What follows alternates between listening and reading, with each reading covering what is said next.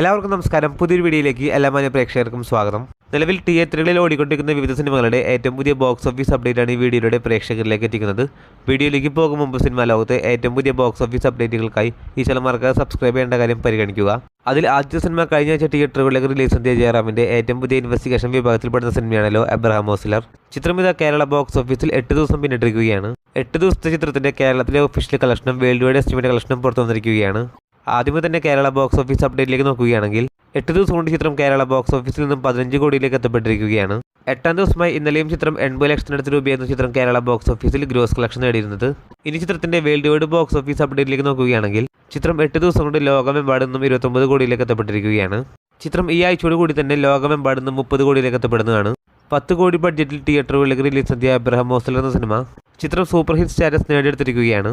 കാത്തിരിക്കാം ചിത്രത്തിന്റെ ഏറ്റവും പുതിയ ബോക്സ് ഓഫീസ് അപ്ഡേറ്റുകൾക്കായി. അടുത്ത സിനിമ പൊങ്കൽ പ്രമാണിച്ച് തിയേറ്ററുകളിലേക്ക് റിലീസ് ചെയ്ത ധനുഷിന്റെ ഏറ്റവും പുതിയ സിനിമയാണല്ലോ ക്യാപ്റ്റൻ മില്ലർ. പോസിറ്റീവായിട്ടുള്ള അഭിപ്രായങ്ങൾ നേടിയ സിനിമ ഇപ്പോഴത്തെ ചിത്രം ലോകമെമ്പാടും 84 കോടിയിലേക്ക് എത്തപ്പെട്ടിരിക്കുകയാണ്. മികച്ച കളക്ഷൻ നേടിയെടുത്ത സിനിമയുടെ ഏറ്റവും പുതിയ ബോക്സ് ഓഫീസ് അപ്ഡേറ്റുകൾക്കായി പ്രേക്ഷകർ കാത്തിരിക്കൂ.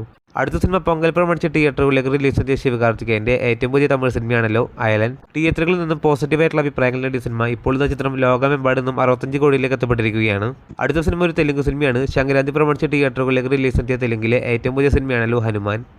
തിയേറ്ററുകളിൽ നിന്നും പോസിറ്റീവായിട്ടുള്ള അഭിപ്രായങ്ങൾ നേടിയ സിനിമ ഇപ്പോഴത്തെ ചിത്രം ലോകമെമ്പാടും 150 കോടിയിലേക്ക് എത്തപ്പെട്ടിരിക്കുകയാണ്. 30 കോടി ബഡ്ജറ്റിൽ തിയേറ്ററുകളിലേക്ക് റിലീസ് ചെയ്ത ഹനുമാൻ എന്ന സിനിമ ബ്ലോക്ക് ബസ്റ്റർ വിജയമാണ് നേടിയെടുത്തിരിക്കുന്നത്. കാത്തിരിക്കാം ചിത്രത്തിന്റെ ഏറ്റവും പുതിയ ബോക്സ് ഓഫീസ് അപ്ഡേറ്റുകൾക്കായി.